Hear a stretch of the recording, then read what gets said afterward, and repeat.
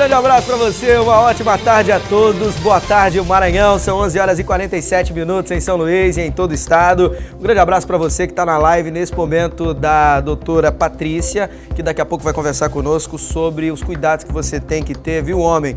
Nesse mês de março não é só o mês da mulher, não, que se fala na saúde, na prevenção, nos direitos. O homem também tem que ficar atento em relação aos cuidados que tem que ter, principalmente com a higiene, naquelas partes íntimas que você já sabe muito bem do que eu estou falando. Daqui a pouco ela vai conversar conosco. Hoje é o Dia Mundial da Incontinência Urinária, não é isso, Fernanda, que tá a nossa produtora? E hoje nós vamos falar sobre esse problema que atinge muitos brasileiros. E aqui no Maranhão não é diferente. A doutora Patrícia já está aqui, foi um sucesso a presença dela hoje no Repórter Difusora, o programa de maior audiência da história do rádio brasileiro. E o Robson Júnior com ela hoje pôde interagir e trazer as informações pertinentes. Você que não pôde participar lá no Repórter Difusora logo cedo na Rádio Difusora FM, vai poder participar aqui. Você pode mandar sua mensagem via WhatsApp, já mande logo as suas perguntas, os seus questionamentos, as suas dúvidas para o 99-196-8622. Se você está longe da região norte do estado e está lá na parte sul, que é 99, você coloca o 99-DDD 99-196-8622. É o WhatsApp aqui do nosso programa Na Hora D. Lembrando também que hoje tem futebol, a bola vai rolar mais tarde pelo Campeonato do Nordeste. A bola rola e você acompanha tudo no Sistema Difusora. E não adianta o torcedor do Sampaio Corrêa ficar em casa. Eu vou ver na Difusora. Não. Quando abrir o sinal, você vai me acompanhar direto de Aracaju com o Emanuel Ribeiro Ligeiro para a transmissão do jogo entre Confiança de Sergipe e Vitória da Bahia. O torcedor da Bolívia querida tem que ir para o estádio Castelão. É o jogo da vida do atual campeão do Nordeste. Sampaio joga contra o ABC. Caso vença, continuará com boas possibilidades de classificação. Queria também aproveitar para mandar um abraço para o Juanderson Chaves. Daqui a pouco ele vai aparecer aqui no finalzinho do programa. Vou mostrar o grande Juanderson Chaves no quadro esportivo. Grande colaborador nosso do interior do estado. Está aqui, veio conhecer o Sistema Difusora de Comunicação. Ele que em breve pretende se mudar da Baixada Maranhense, lá de Pinheiro, para cá, para São Luís do Maranhão, e vai, sem dúvida alguma, buscar um espaço aqui na comunicação. É um dos grandes cinegrafistas que temos hoje no interior do estado. Seja bem-vindo, viu, Juanderson? É um prazer tê-lo aqui nos estúdios do programa Na Hora D, tá bom? Agora vamos de informação. Criminosos explodiram a agência do Banco do Brasil na Avenida Santos Dumont, lá no Anil. Pelo menos 4 caixas eletrônicos foram arrombados, de acordo com informações que foram repassadas pela Polícia Militar.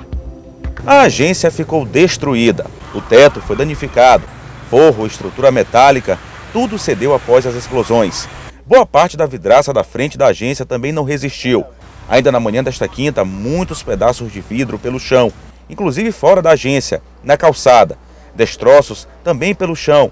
Pelo menos 2 caixas eletrônicos foram danificados pelas explosões. Poucos minutos depois, a Polícia Militar chegou ao local e deu início às diligências. A situação estava nesse estado que você pode ver, já estava esse dano todo causado aí pela explosão. Mas tinha muita fumaça ainda? Como é que estava? Tinha um pouco de fumaça, as vidraças aí tudo quebrado. A explosão aconteceu na madrugada desta quinta-feira, por volta de 3 horas da manhã. Minutos depois, a Polícia Militar chegou até o local e já deu início às diligências na tentativa de prender os criminosos. As investigações da Polícia Civil estão a cargo do Departamento de Crimes contra instituições financeiras da SEIC. O Banco do Brasil é uma sociedade de economia mista, a atribuição da Polícia Civil para realizar a investigação. Vamos também entrar em contato com as equipes que chegaram, colher os depoimentos dos policiais também, que é uma primeira visão, e vamos realizar as diligências necessárias para identificar esses suspeitos. Câmeras de segurança da agência e localizadas na Avenida Santos Dumont vão contribuir para a elucidação do crime. Estamos realizando a primeira diligência, importante que o local do crime foi preservado, né? Então existem vestígios aqui importantes para dar início à investigação e a perícia está retornando ao local do crime para, com claridade, poder fazer um trabalho mais eficiente, e nossa equipe também do DECRIF está já no local fazendo as primeiras diligências, coletando imagens e coletando como é que foi a dinâmica do crime. Pois é, toda a dinâmica do crime vai ser analisada pela polícia. Mais uma ação audaciosa aqui na capital. Esses bandidos que se especializaram em realizar ataques no interior do estado do Maranhão agora começaram a agir em São Luís, e muito se deve à eficiência do trabalho que foi desenvolvido pela Polícia Civil do Maranhão, muitas vezes até em conjunto com as polícias do Pará, do Piauí e do Ceará, no combate à criminalidade. O cerco se fechou no interior, muitos quadrilheiros estão presos ou mortos em confronto com a polícia e agora eles resolveram agir aqui na capital maranhense. E tenho certeza absoluta, pelo que conversei agora há pouco com o superintendente de investigações criminais do estado do Maranhão, lá da SEIC, que a polícia vai agir de forma severa para encontrar esses assaltantes e conseguir prendê-los ainda esta semana. Vamos continuar acompanhando o caso, cobertura completa do Sistema Difusora de Comunicação em relação a essa investigação. E agora vamos relembrar a situação absurda que mostramos ontem. Para muitos pode até parecer normal, mas não é. É absurda. Nós mostramos ontem e que infelizmente ainda acontece em nosso país. Uma criança de apenas 8 anos de idade foi impedida esta semana de realizar a matrícula escolar lá no município de São José de Ribamar. A denúncia feita por familiares do menino foi parar na delegacia. A denúncia foi feita por estes pais. O filho de 8 anos teria sido impedido de ser matriculado nesta escola no município de São José de Ribamar por conta do tamanho do cabelo.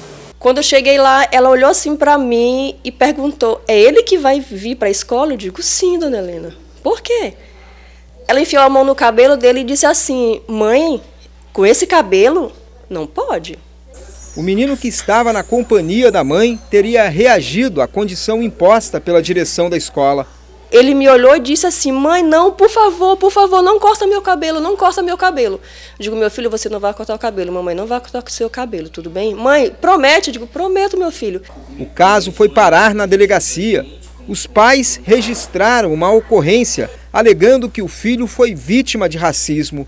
A diretora da escola, a professora Augusta Maria Costa Melo, nega a acusação. O que aconteceu, que eu conversei com ele, eu perguntei para ela, no caso do cabelo, se tinha como ele cortar o cabelo social, né?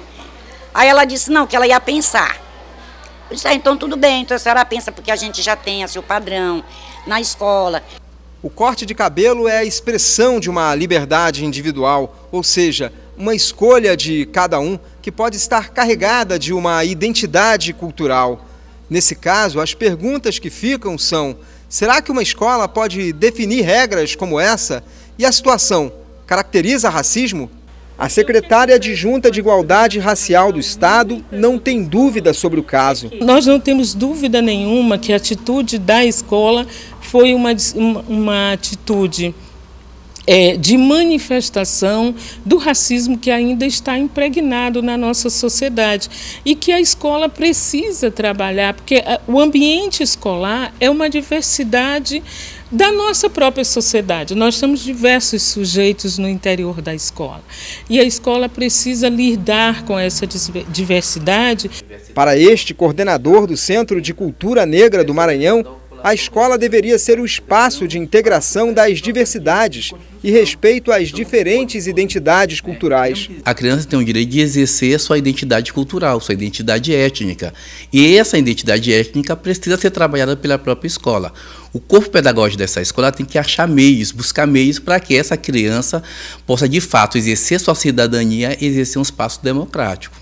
A decisão de proibir a matrícula numa escola por conta do tamanho do cabelo vai de encontro à Constituição brasileira e convenções internacionais. Nós temos o Estatuto da Igualdade Racial, nós temos o Decreto 4887, nós temos a Conferência Internacional de Durban, então o Estatuto da Criança e do Adolescente. Então essa atitude fere diversos marcos legais. Por conta de toda essa situação, os pais da criança decidiram, não querem mais que o filho estude nessa escola. A gente procurou os órgãos, né, competentes para que ele seja incluso em alguma outra escola, né? A gente não pretende mais que ele retorne à escola que originou todo o problema, e a gente está aguardando a justiça aí indicar, nos ajudar a inseri-lo em uma outra escola aqui próximo de casa. É que me perdoe a diretora, mas não é a criança que tem que se adequar à opinião da diretora. Acho que é a escola que tem que se adequar à criança. E quem tem filho pequeno sabe, a criança não é mais aquele bebezinho que você vai lá e veste os 2 irmãos iguais. Você não vai fazer mais isso, não. Ah, sair todo mundo igual há 20, 30 anos atrás as mães vestiam. E as crianças gostavam, hoje não, cada um tem seu estilo. Criança de 5, 6 anos não quer, não quero mexer no cabelo, eu quero um tênis assim, eu quero um tênis branco, não quero um tênis preto. A criança tem direito à livre escolha e o pai é que vai definir se aquilo ali está extrapolando o limite ou não.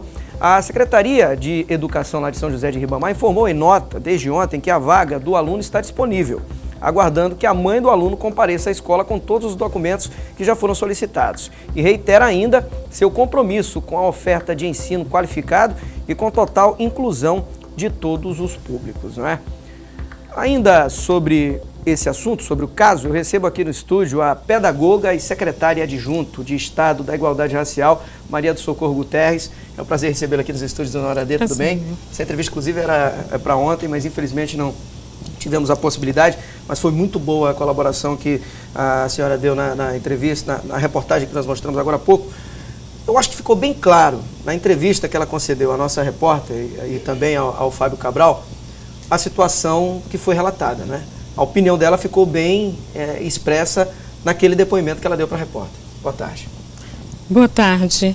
Sem dúvida nenhuma, o que foi que nós acabamos de assistir nessa entrevista, nessa matéria, são situações que ainda ocorrem no Brasil, infelizmente. Nós vivemos ainda um processo extremamente violento de discriminação racial. A manifestação da diretora da escola nada mais é do que uma expressão de um sentimento que não é só dela, que não é só de alguns professores, é ainda, infelizmente, de boa parte da sociedade brasileira. A sociedade brasileira foi construída sobre patamares extremamente negativos no que diz respeito a determinadas culturas em detrimento a outras. Se supervalorizou uma cultura europeia em detrimento aos indígenas e aos povos africanos que para cá foram trazidos na condição de escravos. Essa ideia que foi construída no Brasil, que é uma ideia de superioridade, que ainda permanece na sociedade brasileira, faz com que a escola, por exemplo, que é um espaço onde não só deve ser um espaço de transmissão de conhecimento, de saberes, é também de formação de indivíduos, contribuir para a formação de indivíduos, ela nega também essa valorização dessa cultura da população negra.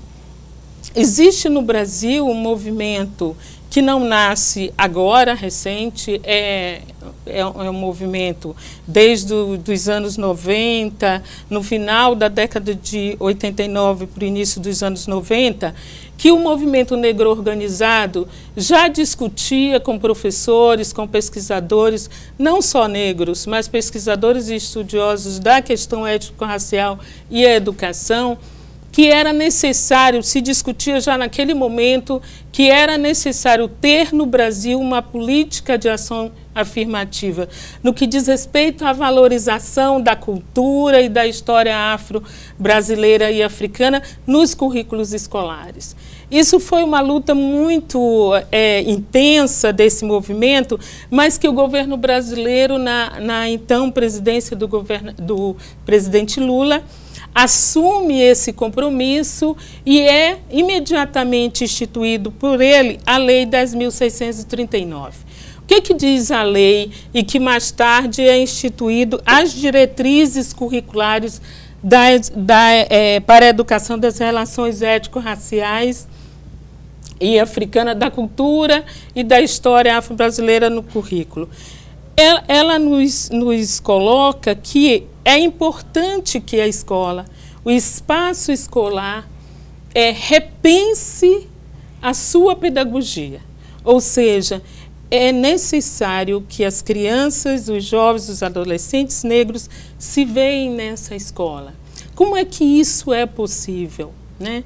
Nós acreditamos que ainda há um desconhecimento muito grande por muitos profissionais da educação, embora essa lei é de 2003, mas ainda há um desconhecimento com relação a como é que é possível você inserir nos conteúdos curriculares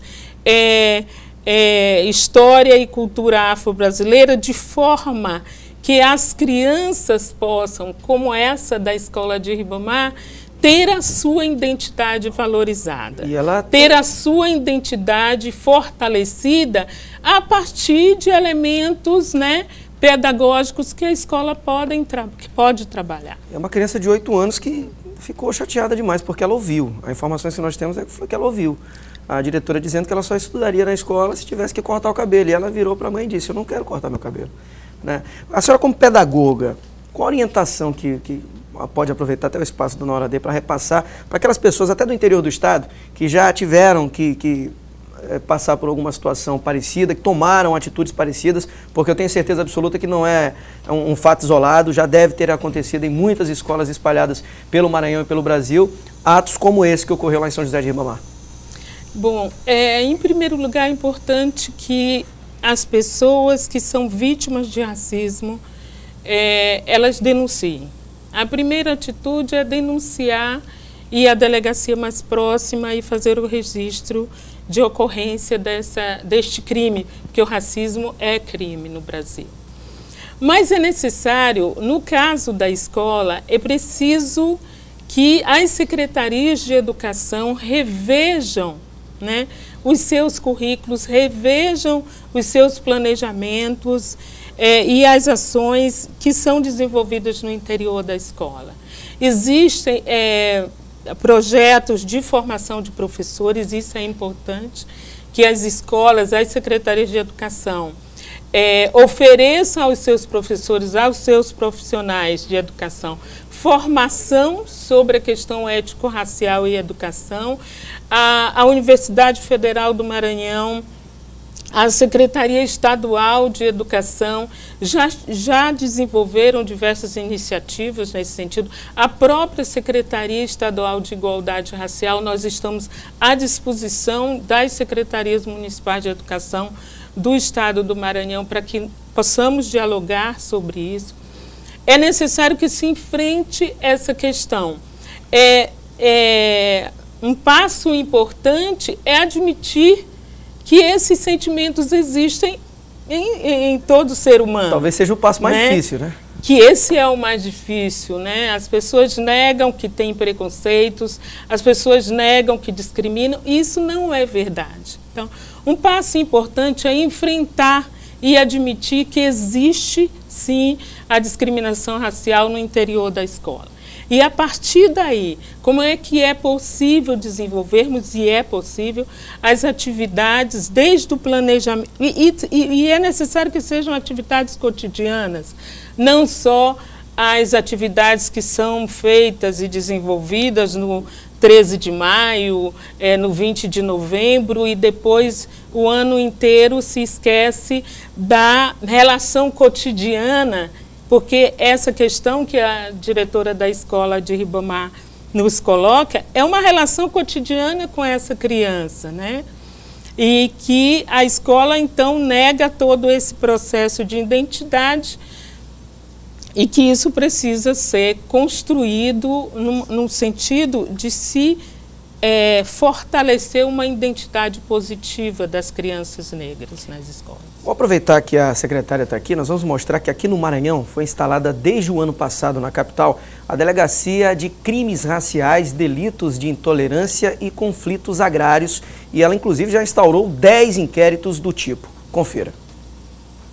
O caso foi mostrado ontem pela TV Difusora. Os pais de uma criança de 7 anos denunciaram que não puderam matricular o filho numa escola pública de São José de Ribamar por conta do tamanho do cabelo do garoto. Eles alegam que a criança foi vítima de racismo. A decisão teria sido tomada pela diretora da escola, que nega a acusação de racismo, mas confirma que sugeriu à mãe o corte do cabelo da criança. Para o presidente da Comissão de Direitos Humanos da OAB, o caso em questão é típico de injúria racial. Se houve, como parece ter havido, uma conduta pessoal da diretora da escola em relação a uma criança, por uma questão de preconceito racial, isso configura um tipo penal chamado de injúria racial, que é quando você comete preconceito em relação a uma pessoa especificamente. Se, no entanto, houver algum tipo de documento, seja da escola, seja da Secretaria Municipal de Educação, com algum tipo de norma ou orientação de conteúdo preconceituoso, isso já se configura, portanto, uma questão de racismo institucional. Tá? Então é uma questão grave que afeta uma coletividade, a mesma quantidade até indefinida de crianças, isso seria muito grave. Então o racismo é quando você afeta uma coletividade por preconceito racial, e a injúria racial é quando você ofende especificamente alguém. Em setembro do ano passado foi criada uma delegacia para combater crimes raciais. 10 inquéritos foram instaurados desde a inauguração. A maioria casos de xingamento e ofensa contra a população negra. A procura ainda não é muito grande, porque a delegacia ainda não é muito conhecida e normalmente as pessoas procuram a delegacia mais próxima, né?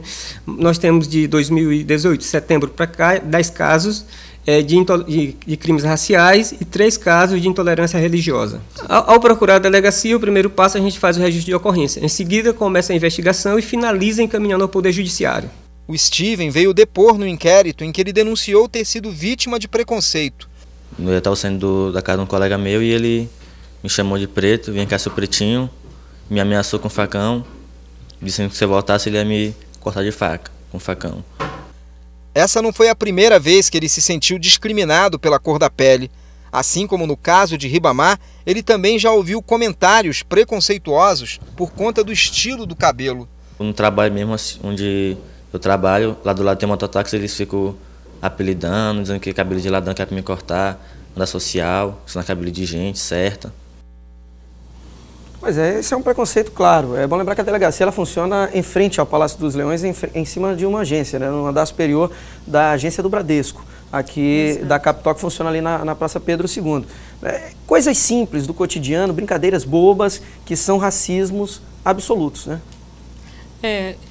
Essas expressões que normalmente as pessoas colocam como brincadeiras, na verdade tem um fundo, as pessoas expressam os seus sentimentos. Qualquer que seja o tipo de atitude que nós tenhamos em relação ao outro, nós estamos expressando os nossos sentimentos, né? E as brincadeiras, entre aspas, essas brincadeiras que normalmente as pessoas imaginam que não tem consequências negativas para o outro, para a outra pessoa, de fato, elas contribuem negativamente para o imaginário e o sentimento identitário de cada um, né? Quando você é associado pela cor da sua pele, ou pelo seu cabelo, ou pelo seu, enfim, pelo seu estereótipo, ao macaco, ao ladrão, a coisa ruim, ao feio, todos esses significados são extremamente negativos. Então, nenhum indivíduo quer se associar a essas, né, ao macaco ou ao ladrão, porque são expressões, são sentimentos, são referências negativas que se aprendeu, né, se foram construídas na nossa sociedade. Então, se você se refere a uma pessoa, né, dessa mesma, com essas mesmas expressões, há aí uma compreensão de associação a essas pessoas, né, ao que você está denominando. Por que ao macaco? Por que eu chamo o João de macaco ou a Maria porque ela tem o cabelo black, o cabelo natural? Por quê? Por que eu não me refiro a essas pessoas pela sua identidade, que é o seu nome? Qual é a necessidade que eu tenho de apelidar alguém com essas expressões? Verdade. Se essas expressões culturalmente no Brasil foram associadas ao negativo, ao mal, ao ruim. Então, esses cuidados, discutir a questão do racismo é de fato complexo, mas é necessário que a gente aborde exatamente essas questões para que possamos educar, né, a sociedade sobre que relações é que estão sendo construídos na sociedade brasileira, certo, ou que se permanece exercitando entre as pessoas, né? Quando você toma consciência de que o fato de eu ter a cor da pele diferente ou o cabelo diferente do outro não significa que ele é inferior a mim ou menos bonito do que eu, quando se compreende isso, nós temos uma sociedade bem mais... Fica tudo mais fácil, né? Bem mais humano. Bem mais humano, fica, né? Tudo mais fácil até porque de você lidar. Porque você respeita o outro como ele é, com a sua como identidade, você quer ser respeitado, que é diferente, né, de você. E como você quer ser respeitado também, porque o meu respeito para onde começa o seu. Secretária, foi muito bom recebê-la aqui no programa Na Hora D. É um assunto que, se a gente for levar, passamos o dia todo debatendo, e é bom que não fique só aqui na TV, né? Que as pessoas em casa agora possam fazer uma reflexão, e espero que a gente possa ter a sua presença aqui mais vezes, tá bom? Nós agradecemos também pela oportunidade. Obrigado à secretária Maria do Socorro Guterres, ela que é secretária de Estado, secretária adjunta de Estado de Igualdade Racial, que esteve aqui comigo ao vivo no programa Na Hora D. Daqui a pouco tem esporte, porque será que hoje vai pintar o suspiro do Tubarão na disputa da Copa do Nordeste? E o Pantera vai estrear ou não vai estrear? E o mistério do Sampaio, tá valendo a pena? Vamos saber daqui a pouco também em relação à Copa do Nordeste e, claro, a questão do gramado lá de Pinheiro, que é a grande polêmica do dia. O Sampaio disse que não iria jogar. A federação já confirmou. O jogo vai ser em Pinheiro. Eu volto já.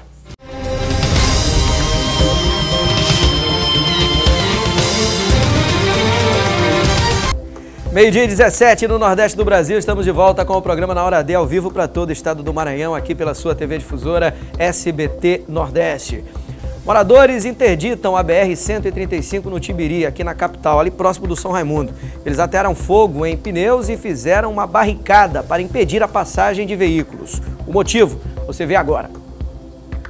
O protesto teve início ainda na madrugada desta quinta-feira. Segundo a Polícia Rodoviária Federal, as pistas foram interditadas ainda às 3 horas da manhã, o que resultou em pelo menos 2 quilômetros de congestionamento na BR-135 nos dois sentidos. Eles estão reivindicando, eu acho que é justo que eles estão reivindicando, que são melhorias no bairro, né? Asfalto, segurança.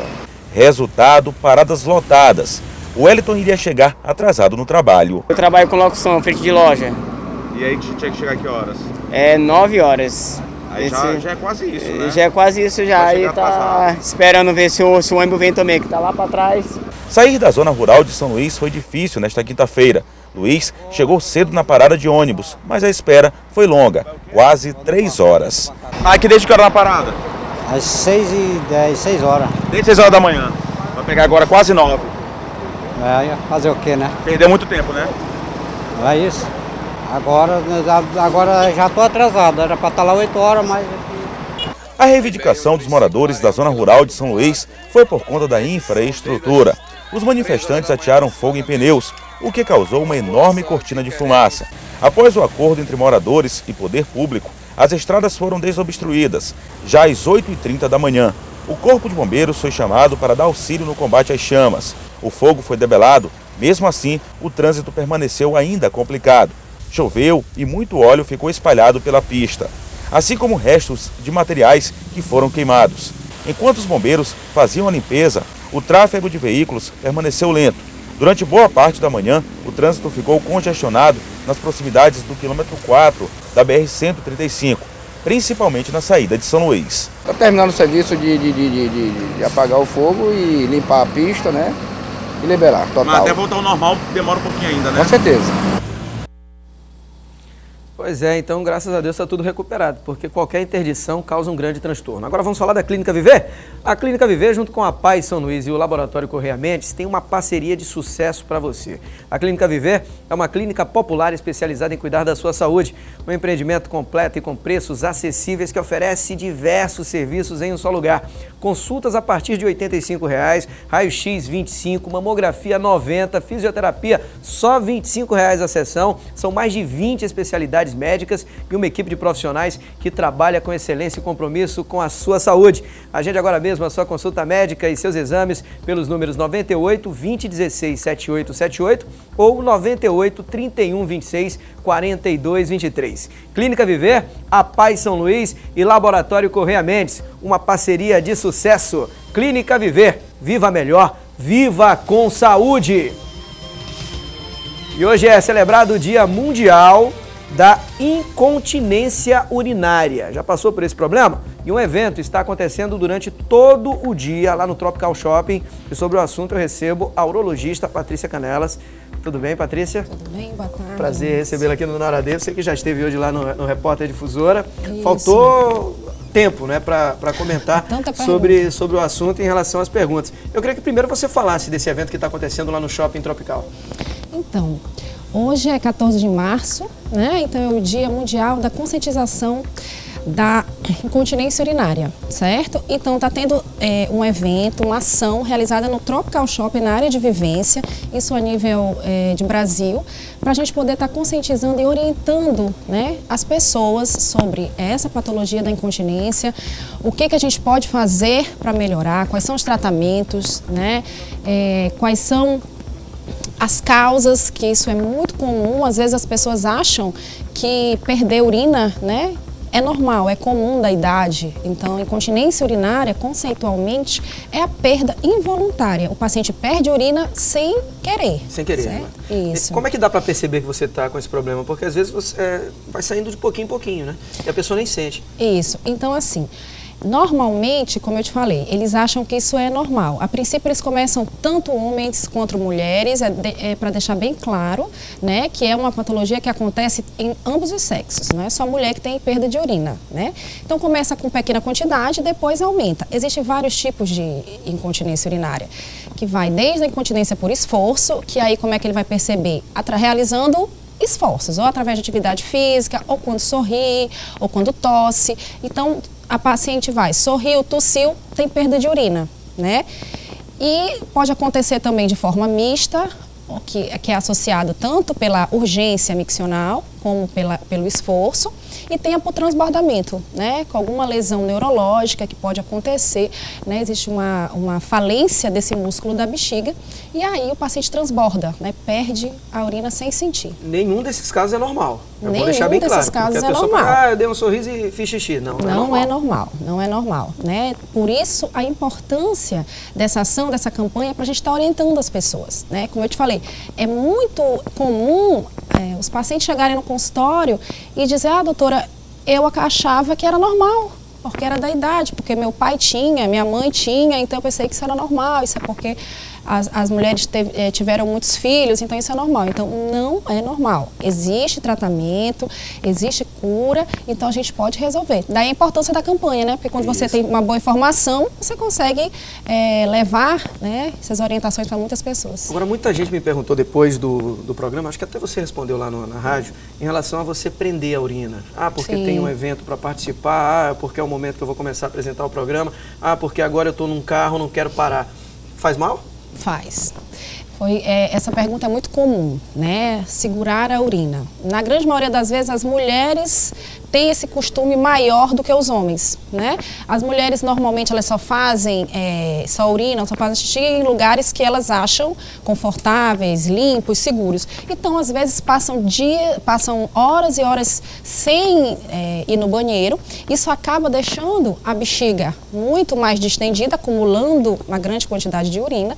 E se a gente fizer isso de costume, isso vai ter o quê? Vou ter uma falência do músculo. A bexiga, gente, é um músculo.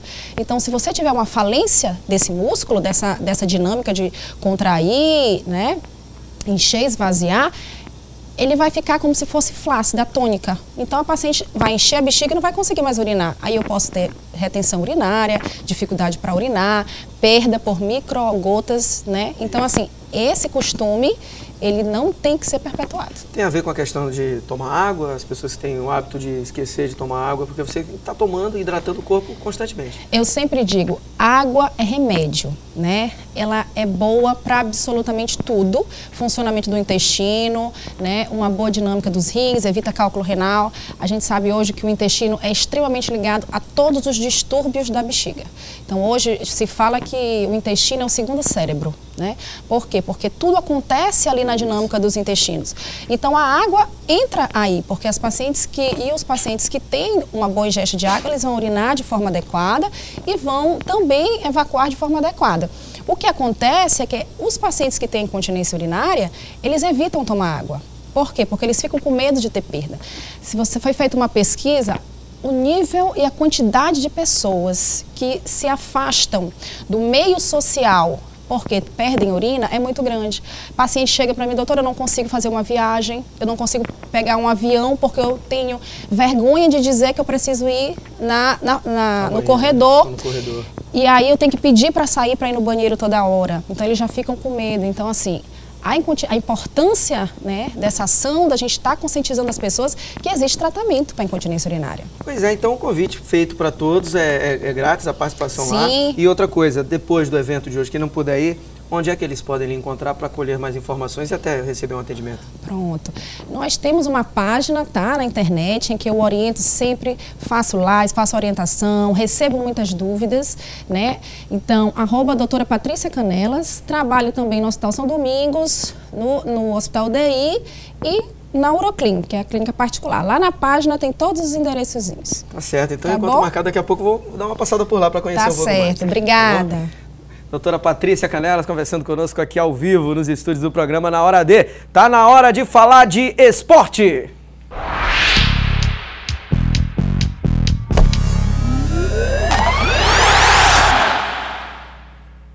E a gente começa com a primeira zebra da Copa do Nordeste. O Sergipe bateu o Bahia em plena Fonte Nova, com direito a golaço.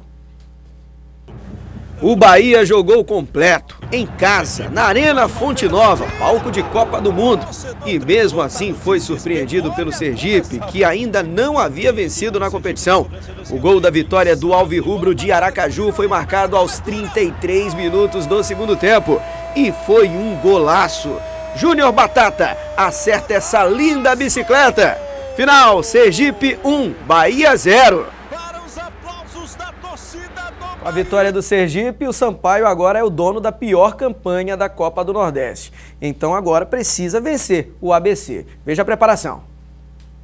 O Sampaio volta a campo hoje, precisa da vitória para continuar vivo na Copa do Nordeste. A gente vem bem nos jogos, né? Porém, a gente tá dando uma má sorte, né? Que a gente fez o gol acima do Náutico, aí acabou tendo assim um expulso. Aí, consequentemente, a gente saiu assim atrás do placar. A tática continua sendo a mesma, nada de imagens dos treinamentos, apenas do aquecimento.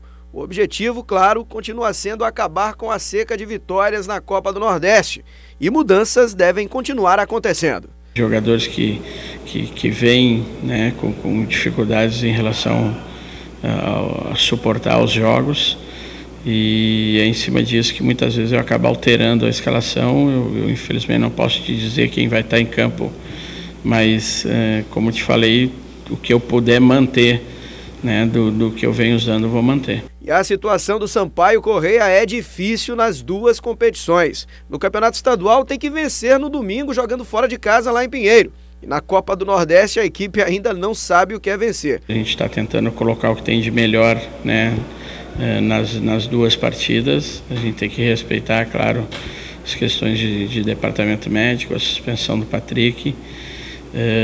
Mas vamos firmes para tentar fazer um bom jogo e tentar buscar os pontos necessários. Pois é, o Julinho não admite, mas o Pantera, Andrei, aquele que esteve aqui há 2 semanas, vai jogar. O Andrei está escalado, é o goleiro titular da Bolívia Querida, ele que foi o melhor jogador da última Copa do Nordeste, é uma atração para o jogo, hein? Então vá para o estádio, o jogo com transmissão ao vivo pela Rádio Difusora FM, Adalberto Melo, Fábio Cabral, Igor Leonardo, Wallace Lemos, Pipoca, Erivelton Borges, o Pipoca, enfim, timaço com Arnaldo Moreira nos comentários. Daqui a pouco, 21h30, Copa do Nordeste na Difusora FM, Sampaio Correia e ABC. E aqui na TV Difusora, as emoções de Confiança de Sergipe e vitória da Bahia. Agora, a situação do gramado do estádio Costa Rodrigues em Pinheiro é motivo de preocupação. Um trabalho intenso está sendo realizado para proteger das chuvas e recuperar as áreas que foram mais prejudicadas para o jogo de domingo entre PAC e Sampaio. Duelo direto por uma vaga na semifinal do Campeonato Maranhense. O Santa Quitéria empatou com o PAC nos minutos finais da partida realizada no último sábado. Mas o que chamou a atenção, além do surpreendente resultado de quem estava perdendo por 2-0 e consegue a igualdade, foi a situação que ficou o gramado do estádio Costa Rodrigues.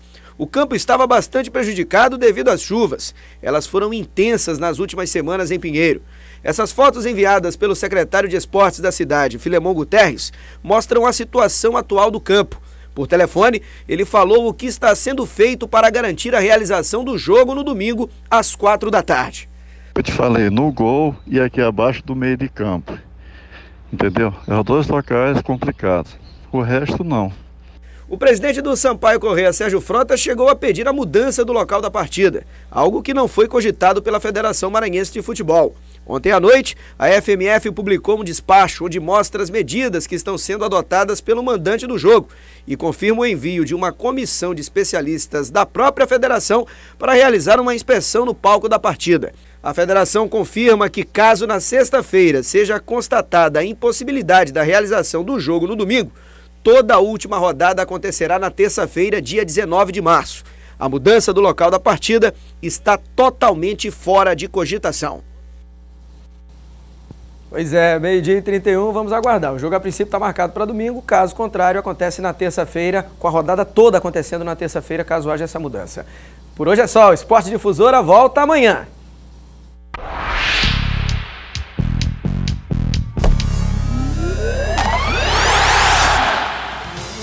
E agora nós vamos a um rápido intervalo do programa Na Hora D e voltamos com o último bloco. Tem muita coisa ainda no nosso programa de hoje, hein? Continue com a gente.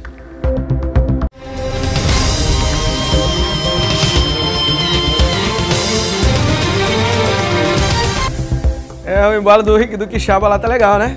O Zé Cirilo tem que fazer igual o Quixaba. Boa sorte pro Quixaba nesse novo projeto na Rádio Difusora FM 94,3. Lembrando que hoje tem transmissão Copa do Nordeste, ABC e Sampaio, direto do Castelão pela Rádio Difusora FM. Ó, pela manhã, o Procon do Maranhão fez uma operação de fiscalização em postos de combustíveis aqui na capital. Quem estava lá é a nossa repórter Geice Gomes e tem os detalhes agora aqui no Na Hora D. Os consumidores já sentiram os impactos do aumento no preço da gasolina. Antigamente você pegava, botava R$10, você podia rodar 2, 3 dias a mais. Hoje R$10 você, com o preço aumentando, vai diminuir mais. Então aquela quilometragem que você fazia a mais cai bastante. O reajuste provocado pelo aumento do ICMS deveria ter sido de 8 centavos, mas o que se vê na prática é uma elevação muito maior no preço dos combustíveis. Por isso, o Procon tem notificado os estabelecimentos que não justificaram o porquê do reajuste maior. Por uma questão do suposto aumento abusivo, injustificado do preço do combustível. O que a gente verificou? Que houve um aumento do imposto ICMS, no entanto, com informações da Cefaz, esse valor repassado foi de 8 centavos. Então, mais ou menos, esse era o valor para ser entregue na bomba para o consumidor de aumento. No entanto, o que a gente verificou é que tem mais ou menos 20 a 30 centavos, variando de posto para posto, que houve esse aumento. De segunda para cá, mais de 100 postos foram fiscalizados. O que também tem chamado a atenção do Procon é que boa parte deles tem aplicado o mesmo preço para a gasolina comum, que está saindo por R$ 4,19. Caso seja comprovado que houve combinação dos preços, os postos podem ser multados. O combate à combinação de preços, que é uma prática ilegal, vem acontecendo de maneira intensiva desde o ano passado, quando 40 postos da Grande Ilha assinaram um acordo judicial. Com mais de 200 postos aqui da capital e que eles estão impedidos de combinar preço. Então a gente está colhendo informações justamente para executar esse acordo, porque de forma alguma a combinação de preço ela pode acontecer e tão menos o cartel. Na ação também estão sendo feitos testes de qualidade e volumetria. Em relação a estes dois aspectos, nenhum posto fiscalizado estava irregular. Pois é, se não é cartel, não sei o que é, porque R$4,19 em quase todos os postos aqui da capital. Aí o que não vende a R$4,19 vende a R$4,18. Olha a grande diferença, ó. R$4,18. De um combustível que até a semana passada estava R$3,99 aqui na capital. E você conseguia abastecer em alguns postos até R$3,92. De uma hora para outra subiu para R$4,19 praticamente em toda a Grande Ilha. Então o Procon tá certo, quem pensava que com a saída do Duarte a questão ia ficar mais frouxa, se arrependeu completamente, porque a Karen Barros é até mais contundente nas suas ações do que o grande Duarte Júnior, que agora está lá na Assembleia Legislativa e fez um belo trabalho como presidente do Procon. Agora a Karen Barros está dando continuidade, que haja esse combate mesmo ao cartel, a punição, porque nós, cidadãos, não podemos, né? Simplesmente você vai num dia abastecer, paga R$3,99, no outro dia você vai lá e está R$4,19, e aí você sai pesquisando, gasta mais 1 litro de gasolina, procurando um posto que vende abaixo de 4,19 porque não encontra. Todos os postos vendendo pelo mesmo valor. E tem mais um detalhe que eu queria até dar uma sugestão para Karen Barros, a questão da regionalização dos postos. Se o posto é lá na área do Calhau, todo mundo vende a 4,30, 4,28, 4,27. Se o posto é aqui mais pro lado da Cambô, todos vendem a 4,19. Na região central a mesma coisa. Então, eles estão também combinando preços em determinadas áreas. Se é uma área considerada mais nobre, o combustível é mais caro. Se é uma área considerada de poder aquisitivo menor da sua população, eles vendem um pouco mais barato. Então isso também precisa ser coibido, essa prática precisa ser abolida o mais rápido possível. E olha só, o Ministério Público do Maranhão propôs ação civil pública contra o município de Imperatriz por conta da aprovação de lei complementar que reduziu a distância entre postos de gasolina. Veja. Para o Ministério Público, o município de Imperatriz e a Câmara de Vereadores erraram ao aprovar a Lei Complementar 003 de 2018, reduzindo distâncias limites entre postos de gasolina e entre postos e outros estabelecimentos, como escolas, igrejas e hospitais. É que antes, no ano passado, a mesma promotoria especializada, a do meio ambiente, propôs uma ação civil pública contra o município, cobrando fiscalização sobre a metragem, localização e documentação dos postos de combustíveis em Imperatriz. O problema é que o resultado da pressão foi pior.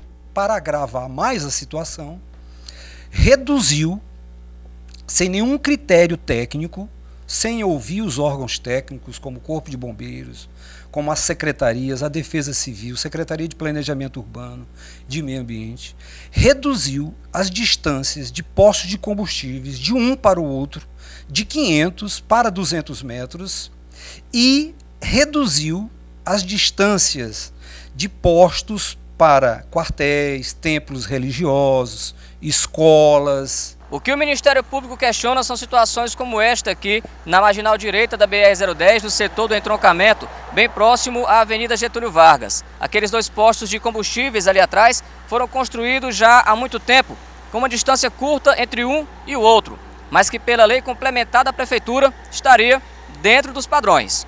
Lei considerada inconstitucional pelo Ministério Público. O promotor ainda revela que na cobrança feita no ano passado, o relatório da Prefeitura não foi capaz de informar o total de postos de combustíveis existentes em Imperatriz. Foram apresentados apenas aqueles com licença do Corpo de Bombeiros, 37, e com licença da Secretaria de Meio Ambiente, o total de 72. A promotoria também cita exemplos perigosos, como o deste posto instalado em frente ao Socorrinho. Então o objetivo do Ministério Público é evitar, esses danos, evitar danos à população e principalmente aos moradores vizinhos desses postos. A ação civil pública da Promotoria de Meio Ambiente foi encaminhada para a Vara da Fazenda Pública, que fica com a responsabilidade de tomar as providências. E aí na reportagem você deve ter observado o grande mistério. A maior parte do combustível que vai lá para a Imperatriz, ele sai daqui da capital maranhense, que vem via Porto do Itaqui. E lá eles vendem a 4,13. Aqui está 4,19. Vai entender essa logística, tá bom? Seguindo com o programa Na Hora D, apresentada hoje a conclusão do caso do triplo homicídio lá do povoado Coquilho, na zona rural de São Luís, onde um soldado e um vigilante são apontados como os autores das mortes dos adolescentes. O repórter Eduardo Ericeira tem as informações. A coletiva terminou agora há pouco aqui na sede da Superintendência de Homicídios e Proteção à Pessoa. 2 delegados que participaram das investigações envolvendo o caso participaram dessa coletiva e passaram mais informações. Segundo eles, o inquérito foi concluído nesta semana, na última segunda-feira, e já foi remetido à Justiça. As 2 pessoas citadas nesse processo estão respondendo pelo crime de triplo homicídio. Agora a polícia aguarda uma resposta do Ministério Público. São eles o soldado da Polícia Militar do Maranhão, Hamilton Caires, que segundo a polícia foi o executor, foi quem atirou nos 3 adolescentes, e também o vigilante que trabalhava no local, na obra, Evilásio Lemos Ribeiro Júnior. Os delegados passaram detalhes a respeito do crime. Foram 3 volumes, foram quase 600 páginas de oitivas, provas periciais, outros tipos de prova, e então relatamos e indiciamos os 2, tanto o policial militar quanto o vigilante, e encaminhamos agora ao judiciário. Segundo os testemunhas, o que aconteceu foi o seguinte: houve o primeiro disparo, e posteriormente ao assassinato dos adolescentes, Um dos vigilantes confrontou o policial militar e perguntou: coloca no registro sobre o disparo efetuado? Não coloca nada não. O policial militar foi quem efetuou os disparos e o vigilante deu o apoio, evitando que os adolescentes se evadissem ou esboçassem algum tipo de reação. O crime aconteceu no dia 3 de janeiro deste ano no bairro Coquilho, na zona rural de São Luís. Foram mortos os adolescentes Gildean Castro Silva, de 14 anos de idade, João Anderson da Silva Muniz, de 17 anos e Gustavo Feitosa Monroy, de 18 anos de idade. Eduardo Ericeira para o Na Hora D. Esse foi um dos maiores absurdos desse ano de 2019, que, aliás, é um ano que eu não me surpreendo mais com nada que venha a acontecer.